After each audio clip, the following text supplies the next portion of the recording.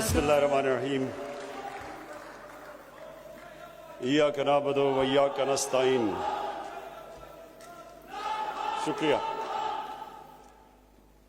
शुक्रिया जी। मैं सबसे पहले IDF और उनके प्रेसिडेंट मुदीर डॉक्टर मुदीर आपका, डॉक्टर तारिक आपका शुक्रिया अदा करना चाहता हूं कि ये आज आपने फंक्शन की और ये बड़े इम्पोर्टेंट टाइम पे आपने फंक्शन की, क्योंकि अभी भी पाकिस्तान एक बड़ी जंग लड़ रहा है कोरोना के अगेंस्ट, कोविड के अगेंस्ट। और जिस तरह एक वक्त पे जून के बीच में जब प्रेशर पड़ा हुआ था हॉस्पिटल्स पे, तो मुझे बड़ा फख्र हुआ जिस तरह हमारे डॉक्टर्स ने, नर्सेज ने, मेडिकल वर्कर्स ने उस मुश्किल वक्त का जिस तरह सामना किया, तो मुझे अपनी कौम के ऊपर बड़ा फख्र हुआ और अपने सारे हेल्थ वर्कर्स के ऊपर। और अभी भी हमने सबने मास्क पहने हुए हैं। हमें एक खदशा है कि एक सेकंड वेव आ सकता है और थोड़ा थोड़ा इंडिकेशंस हैं कि हमारे केसेस थोड़े बढ़ रहे हैं।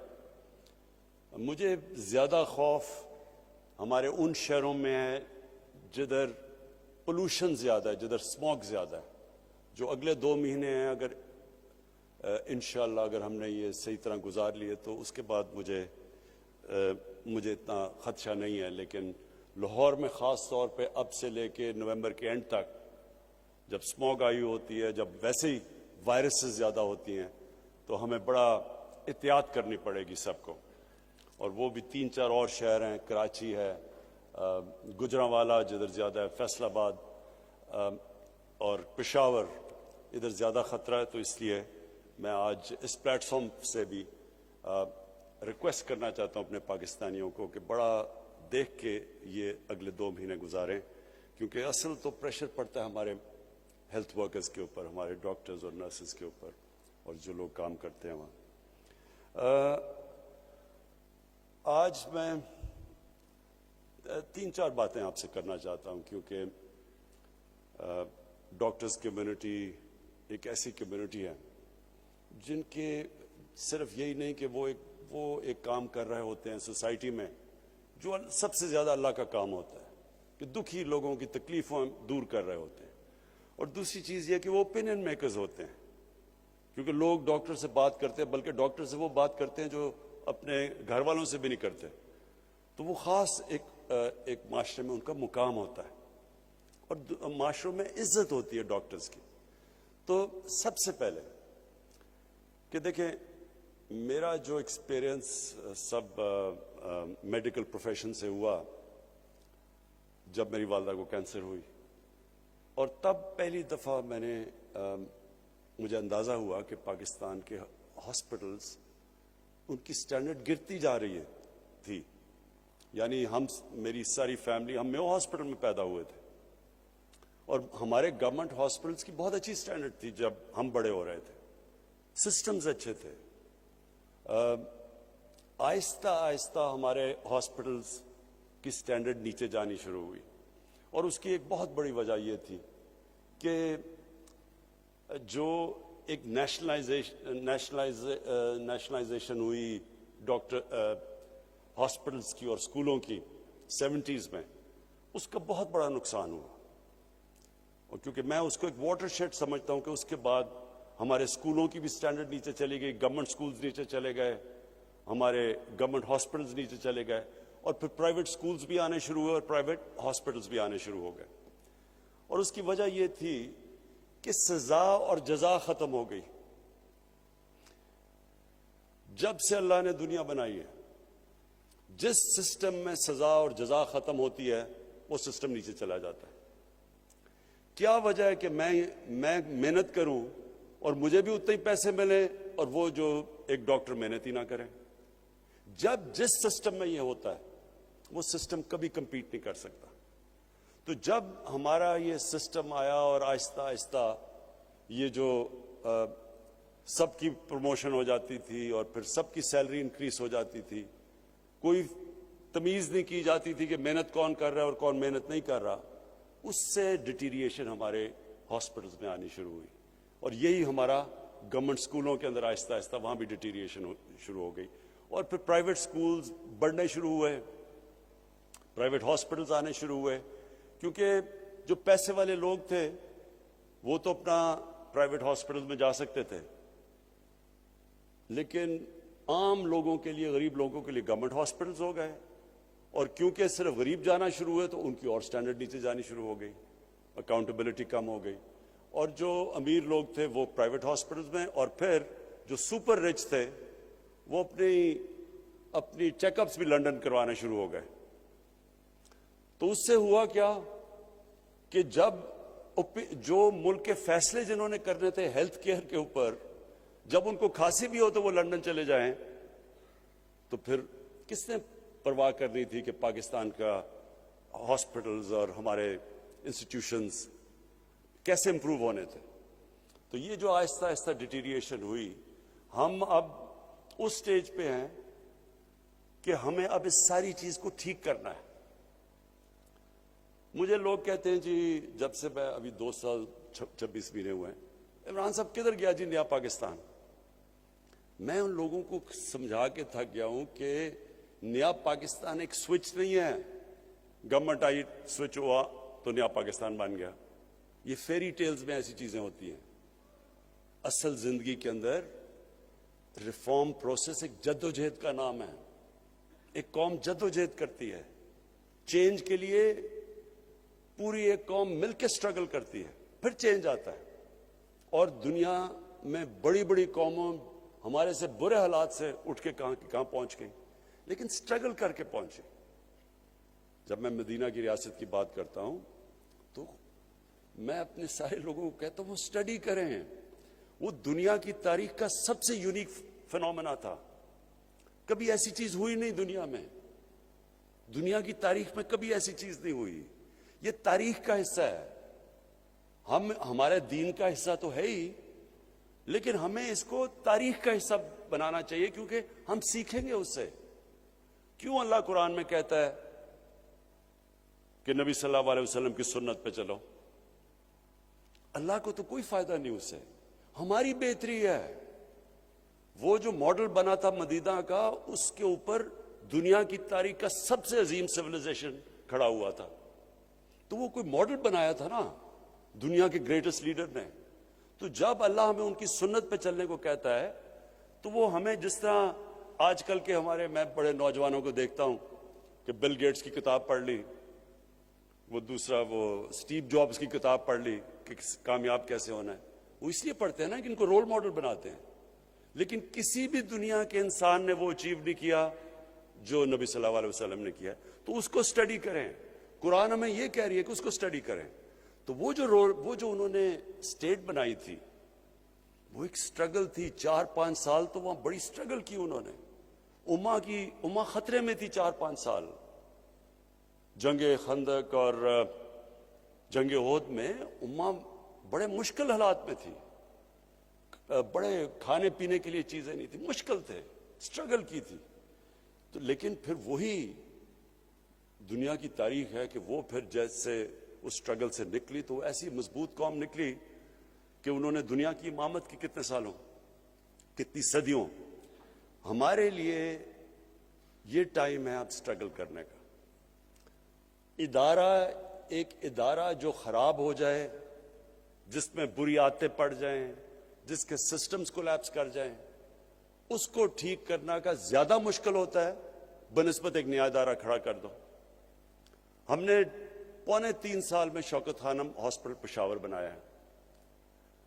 جوائنٹ کمیشن انٹرنیشنل، جو ایک امریکہ کی اکریڈیٹیشن، ایک آپ کو سرٹیفکیٹ ملتا ہے، وہ آ کے 1 ہفتہ پورا آڈٹ کرتے ہیں، دنیا میں، ساری دنیا میں وہ جاتے ہیں، اور وہ پھر آپ کو، جب آپ کو سرٹیفائی کرتے ہیں کہ جوائنٹ کمیشن انٹرنیشنل کی آپ کو سرٹیفکیٹ ملی، اس کا مطلب انہوں نے سرٹیفائی کیا کہ وہ انسٹیٹیوشن انٹرنیشنل سٹینڈرڈ کی ہے۔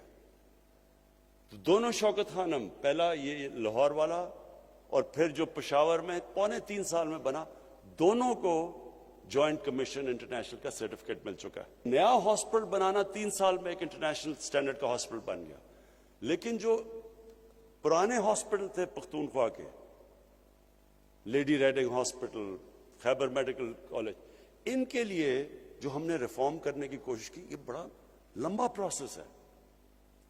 उसमें अदालतों में जाना पड़ा, स्टे ऑर्डर्स हो गए, सजा और जजा का कॉन्सेप्ट नहीं था, किसी को जो काम नहीं कर रहा उसको निकालते थे, वो जाके स्टे ऑर्डर ले लेता था।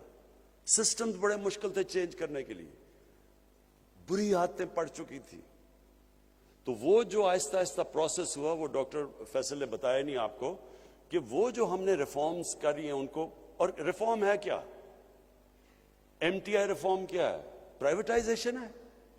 प्राइवेटाइजेशन नहीं है, उनको ऑटोनमाइज करना है कि वो हॉस्पिटल चले मेरिट के ऊपर, सिलेक्शन ऑफ मेरिट पे, फिर सजा और जजा हो, जो काम करता है वो ऊपर आए, जो नहीं करता उसको निकाला जाए, जो कि दुनिया में सारे क्वालिटी हॉस्पिटल्स में होता है। तो जो वो सिस्टम बना रहे हैं सजा और जजा का और मेरिट का, इसका नाम है हॉस्पिटल रिफॉर्म्स, जो एमटीआई है। और इसके ऊपर जान के, और मैं ये कह रहा हूं जान के, क्योंकि यहां वो छोटे छोटे माफिया बैठे हुए जो चेंज नहीं आने दे रहे। चेंज जो होता है ये क्यों मुश्किल होता है? आप रिफॉर्म करना चाहते हैं, क्यों रिफॉर्म्स मुश्किल है? रिफॉर्म्स मुश्किल इसलिए हैं कि एक छोटा सा माफिया बैठ जाता है, वेस्टेड इंटरेस्ट बैठ जाता है, जो फायदा उठा रहा होता है करप्ट सिस्टम से। तो जब आप चेंज करने जाते हैं, वो आराम से तो नहीं हाथ खड़े करके कहने लगे कि हाँ जी चेंज कर दो, जिनकी एक पूरा, जिनके मुफादात जा रहे हैं। तो यही वहां हॉस्पिटल के अंदर भी यही प्रॉब्लम कि हर जगह वो छोटे छोटे लोग बैठे थे, उनकी पहुंच थी हाई कोर्ट के जजेस पे, वो सीधे जाके स्टे ऑर्डर ले लेते थे। एक ही वकील होता था, वही वकील उन सबको रिप्रेजेंट करता था, वेस्ट इंटरेस्ट, वो जाके स्टे ऑर्डर्स ले लेते थे। तो हर जगह पे रुकावटें हुई, लेकिन चेंज आ गया। आज माशाल्लाह अगर आप देखें एचएमसी में, खैबर मेडिकल में, लेडी रेडिंग, अभी इन्होंने एक हॉस्पिटल की जो नई अब उनकी बिल्डिंग बनी है, क्वालिटी बिल्डिंग्स बनी है। तो इसी तरह सारे पाकिस्तान के गवर्नमेंट हॉस्पिटल्स को हमने रिफॉर्म करना है, और ये रिफॉर्म प्रोसेस आहिस्ता आहिस्ता होता है। इसमें लोगों को आहिस्ता आहिस्ता समझ आती है। लेकिन क्यों ये कामयाब होगा? क्योंकि जब एक आम आदमी की जिंदगी बेहतर होती है, इसका मतलब कि आपको पब्लिक आपके साथ खड़ी हो जाती है, और हमेशा वेस्टेड इंटरेस्ट को सिर्फ शिकस्त देती है पब्लिक आपके साथ खड़े होकर, क्योंकि वेस्टेड इंटरेस्ट ताकतवर होता है। यही हो रहा है। अब आप देखते हैं वो सारे जेब कुतरे एक ही स्टेज पे खड़े होकर शोर मचाते हैं, जी तबाह हो गया, मारा गया, मुल्क तबाह हो गया। वो क्या है कि उनकी पहली दफा उनको नजर आ रहा है कि उन्होंने जो इस मुल्क में चोरी की, जो मुल्क से गद्दारी की, उनको अब अकाउंटेबल, उनका एहतसाब होगा। और वो एक ऐसा प्राइम मिनिस्टर है जो आप जो मर्जी कर ले, वो ब्लैकमेल नहीं होने लगा, उसने एहतसाब करना है इनका।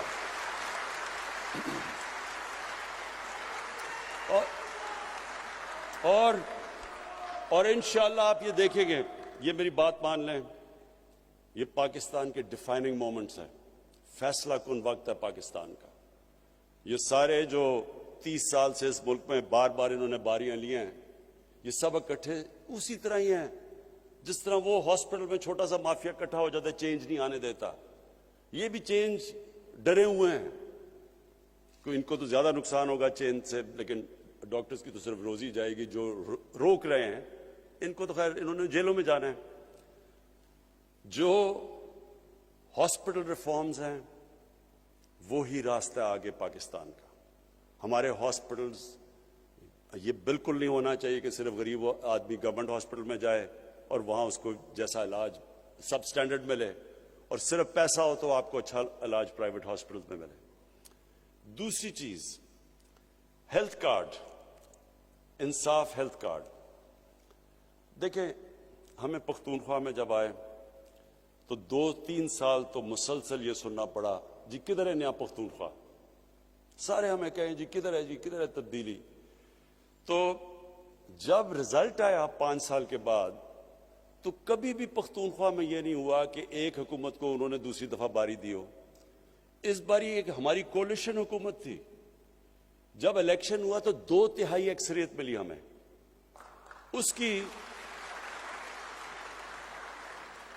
उसकी वजह कई वजूहात थी। एक तो था करप्शन, बिल्कुल नीचे ले गए हम, करप्शन चली गई नीचे। उसके बाद एक लोकल गवर्नमेंट सिस्टम, गांव के लेवल के ऊपर हमने उनको एम्पावर कर दिया, वो भी था। पुलिस को काफी चेंज आ गया पुलिस के अंदर।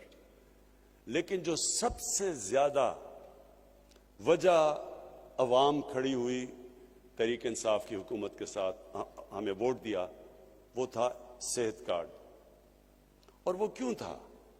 देखें, आप तसव्वुर करें, और आप डॉक्टर्स हैं, आप देखते होंगे, सोचें गरीब घर है, दिहाड़ीदार है, सारा दिन वो मेहनत कर रहा है, मुश्किल से वो पैसा बनाता है कि अपने बीवी बच्चों को वो खाना सही दे दे। उस घर के अंदर अगर बीमारी हो जाती है, इमेजिन करें कि वो क्या करेंगे। सारा घर गुर्बत के नीचे चला जाता है। ये सारी रिसर्च शो करती है कि पॉवर्टी, गुर्बत, उसकी एक बहुत बड़ी वजह यह है कि गरीब घराने में बीमारी हो जाती है। मैंने जब ये शौकत खानम जो हॉस्पिटल क्यों बनाया कि एक मैंने गरीब कैंसर का मरीज देखा, मैं मेयो हॉस्पिटल के बाहर डॉक्टर की इंतजार कर रहा था। उस गरीब वो सारा दिन बेचारा मजदूरी करता था और दिन को रात को बैठता था अपने भाई के साथ जो कि जिसको कैंसर हुई थी। तो तब मैंने सोचा कि हम जिनके पास सब कुछ है, हमें इतनी अजाब पड़ा हुआ है कि हमारे घर में कैंसर है, तो उन बेचारे गरीब घरों में क्या हो रहा होगा। वो था कॉन्सेप्ट शौकत खानम का।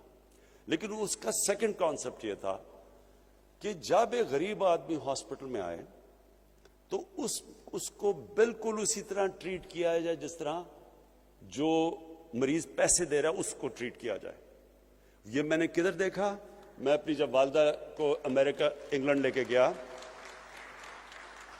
मैं अपनी वालदा को जब इंग्लैंड लेके गया तो मैं तो पैसे दे के अपनी वालदा का इलाज करवा रहा था, साथ उनके एक नेशनल हेल्थ सर्विस के ऊपर मुफ्त इलाज हो रहा था एक खातून का। मैंने देखा कोई डॉक्टर और नर्स फर्क नहीं कर रहे थे उन दोनों के अंदर, दोनों को एक ही तरह का इलाज कर रहे थे। आज मुझे फख्र है, और आप खुद जाके चेक कर सकते हैं, शौकत खानम हॉस्पिटल में गरीब और अमीर मरीज के अंदर कोई फर्क नहीं किया जाता।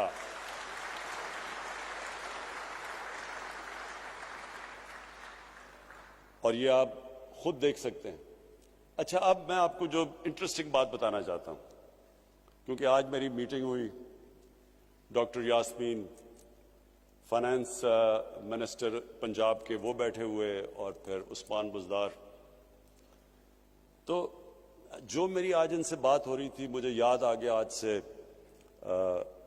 तकरीबन 25 साल पहले जब शौकत खानम खुला तो हमारी इसी तरह की डिबेट हो रही थी। मैंने लोगों को कहा था, जो पैसा इकट्ठा किया सड़कों पर जाके, मैंने सबको कहा कि ये हॉस्पिटल में गरीब आदमी का मुफ्त इलाज होगा।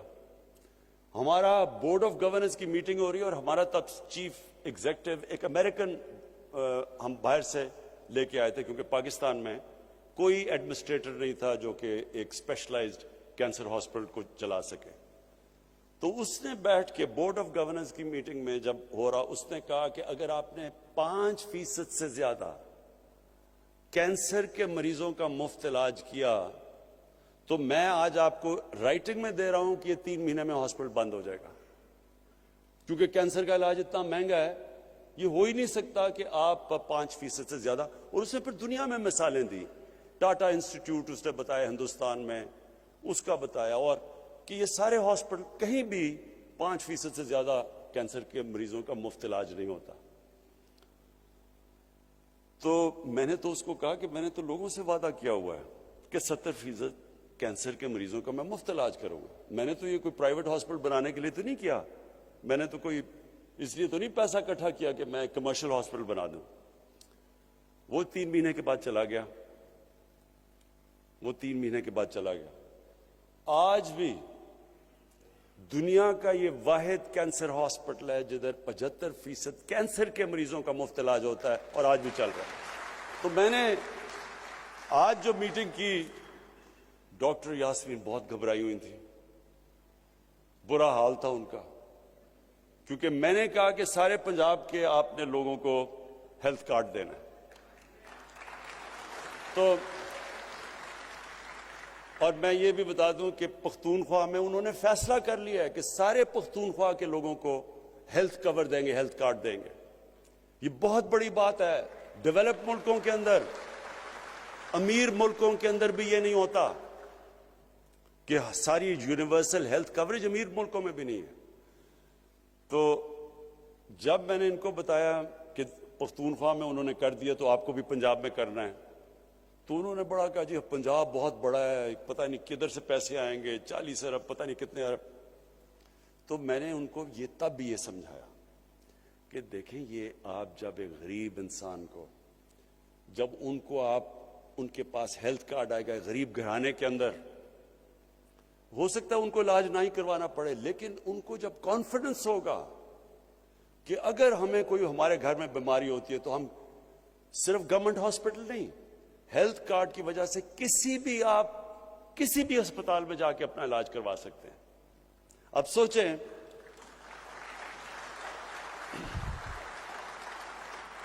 پہلے تو سوچیں کتنی بڑی نعمت ہے ہمارے عام لوگوں کے پاس، دہاڑی دار کے پاس، مزدوروں کے پاس، غریب لوگوں کے پاس، بیواؤں کے پاس، جب ان کے پاس ہیلتھ کارڈ ہو. دوسرا، یہ میرا ایمان ہے کہ اللہ کی برکت آتی ہے. آج شوکت خانم،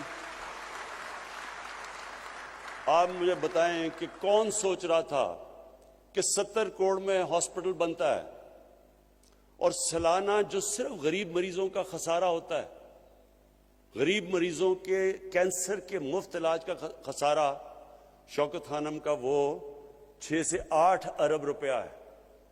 800 کروڑ روپیہ ہے جو کہ ہاسپٹل 70 کروڑ میں بناتا ہے سالانہ غریب کا علاج. یہ ہم نہیں کر رہے، یہ اللہ کی برکت آتی ہے.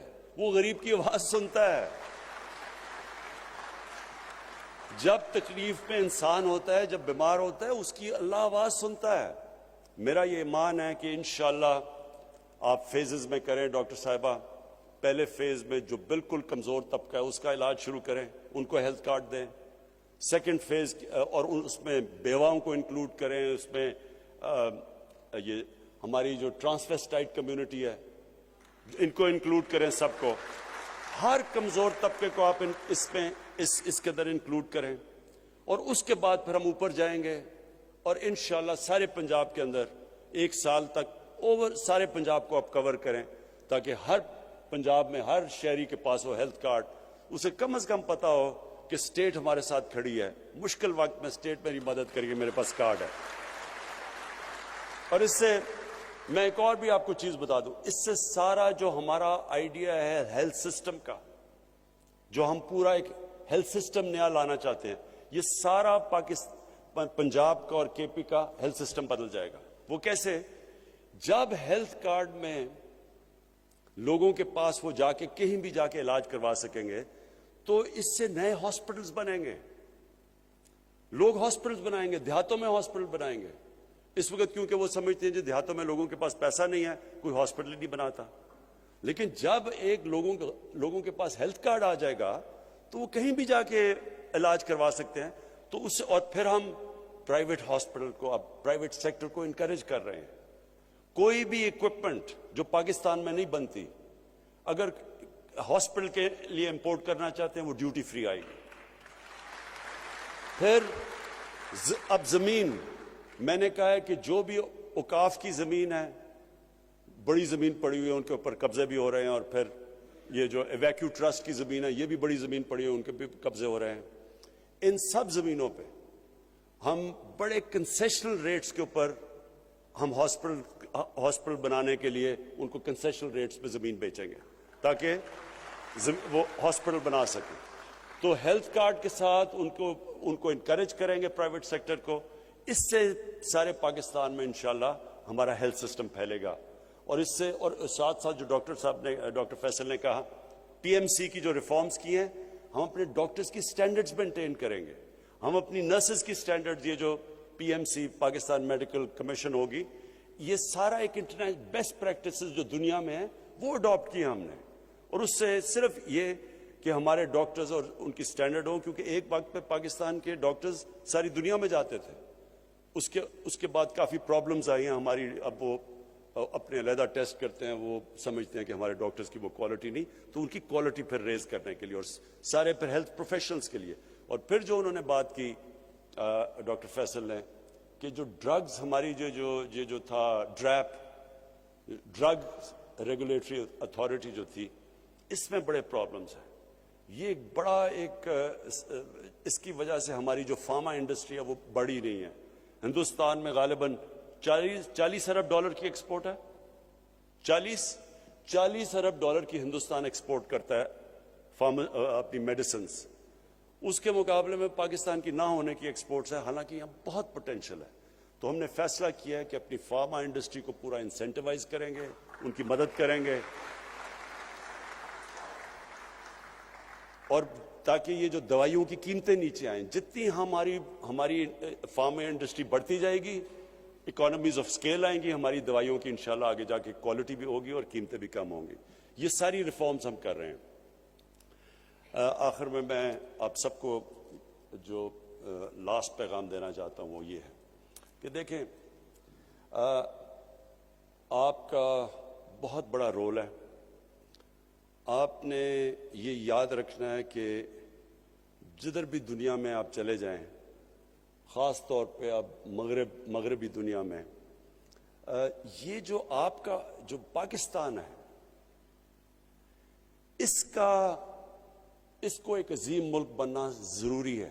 اب تک ہماری جو پڑھے لکھے لوگ تھے وہ سمجھتے تھے, ڈاکٹر کمیونٹی بھی, اور بڑی تکڑی ہماری پاکستان کی ڈاکٹرز کمیونٹی ہے امریکہ کے اندر اور یورپ میں بھی, لیکن امریکہ میں خاص طور پہ جو نارتھ امریکن پاکستانی فزیشنز ہیں, میرا ان سے بڑا انٹریکشن ہے, وہ بڑی پاورفل کمیونٹی ہے.